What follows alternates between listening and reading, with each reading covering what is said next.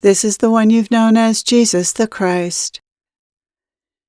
In keeping with the theme of embodiment, which I've been talking about, I want to talk some more today about being an enlightened human being, about expressing your innate goodness in the world.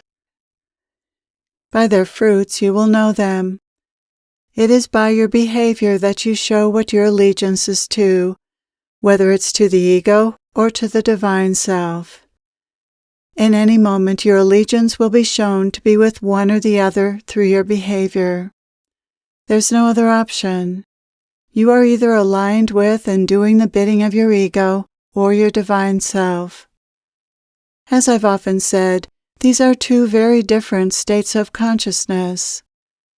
Your spiritual evolution is about becoming increasingly aligned with your divine self, or your innate goodness. The problem is that your default is to respond to life as the ego and as your conditioning would have you respond. Those responses are the easiest and least checked responses possible. They're the path of least resistance and usually go unexamined, so much so that you may feel there's no other option but to behave that way. There also may be little desire to behave differently, since those conditioned behaviors are accepted as normal and rationalized as, "I'm just being myself." And yet those behaviors, judgments, unkindness, self-centeredness, blame, a lack of generosity, to name a few, make you feel terrible about yourself and about others and life. "That's just how I am and how life is," you say to yourself. "Life is unpleasant and difficult," without realizing that you're causing yourself and life to feel bad by what you're saying to yourself about yourself, others, and life. You don't see your role in creating your negative feelings and your negative experience of reality. You aren't seeing reality truly, as it actually is, but through the lens of the ego. When you believe the voice in your head, this naturally creates a negative experience of yourself and of reality. Listening to this voice is the source of suffering. The voice in your head tells you lies, half-truths, and how can lies make you happy? How can they lead to happiness or the truth? They can't, and they aren't meant to. Believing lies leads to suffering, and that is the right experience. For otherwise, how would you ever find the truth? On this plane of existence, the truth is hidden. You have to search for the truth and discover your innate goodness. And why would you do that if lies resulted in feeling good? So that's the setup. Whether you like it or not, that's how it is on this plane of existence. Your soul has taken on the challenge of waking up to the truth by first experiencing the result of believing lies. Fortunately, you've been given lots of helpers, books, teachers, models, and your own intuition to point you in the right direction.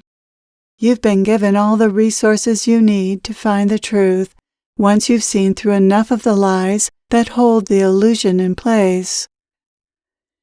The illusion is built on lies, which is why it's called an illusion. Once you've seen what the voice in your head is up to and how damaging it is to yourself and to others, you can begin to live as your innate goodness instead of your ego. You already know how to do this, since your innate goodness is still expressed at times, even if you spend most of your time in egoic consciousness. You all know what your innate goodness feels like. You feel it when you sit quietly and tune into it, and you feel it when you express it. The experience of this innate goodness is the experience of who you really are, and it's experienced energetically, subtly. You've been given a handy gauge for knowing if you're expressing your ego or the divine self. That gauge is the experience of your energy, your body, and your feelings. When your energy feels expansive and your body feels relaxed and at ease, and you feel content, happy, and accepting, you're aligned with your innate goodness. And when you feel the opposite, tense, contracted, upset, discontent, or negative in any way, you're aligned with the ego. If you care enough to check in your body to see where your consciousness is at, you can always tell what you're giving your allegiance to by how your body feels, whether it feels relaxed and expansive or tense and contracted. This is the guidance system you've been given to help you return home. Return to goodness, God-ness. This means that you don't need specific rules to guide your behavior, although these can be helpful. Your guidebook is your direct experience. How to behave in any moment becomes obvious by the response you feel in your body when you behave a certain way or even think of behaving a certain way. If something you do or say causes you to feel contracted, stop and make another choice. Forgive yourself, apologize if you have to, and choose again. Apologizing will help wipe the slate clean so that you can start again. However, you don't have to operate completely through trial and error because you're also given intuitive guidance in every moment before you say or do anything. It's just that most people let their default, the ego's responses, override their intuitions, which are always nudging them toward goodness. This is why awareness of your thoughts and conditioning is so important. Once you're aware of the default and your tendencies to behave in certain detrimental ways, you can stop a second and then make another choice. Learning to stop for a second and choose differently is something that takes time to develop. The default is not overcome overnight. Even when you see the ego at work and you know better, you'll still choose the ego's response for some time before that space between a thought, an action, or speech is long enough for you to choose wisely, lovingly. Once you begin to choose more lovingly, you're rewarded by happiness, peace, and love, and then it gets easier to keep choosing more consciously. Nevertheless, this waking up out of the ego can be quite a lengthy process, and you have to be patient and compassionate with your human self as the default continues to win out at times. Goodness is its own reward. The more you behave in alignment with your innate goodness, the better you feel about yourself. If you have self-esteem issues, you're believing what the ego tells you about yourself, and you're doing the ego's bidding, allowing the default to speak and act instead of making another choice. You'll never feel good about yourself until you align with something other than the ego. It doesn't matter how good-looking you are, or how strong you are, or how smart or rich or talented you are. If you allow your default to determine your actions and speech, you will not feel good about yourself and you will not be happy. It's only when you allow yourself to be the goodness that is your true nature, to speak and act in alignment with your innate goodness, that you will love yourself and in turn love others and life. Being good is the secret to happiness.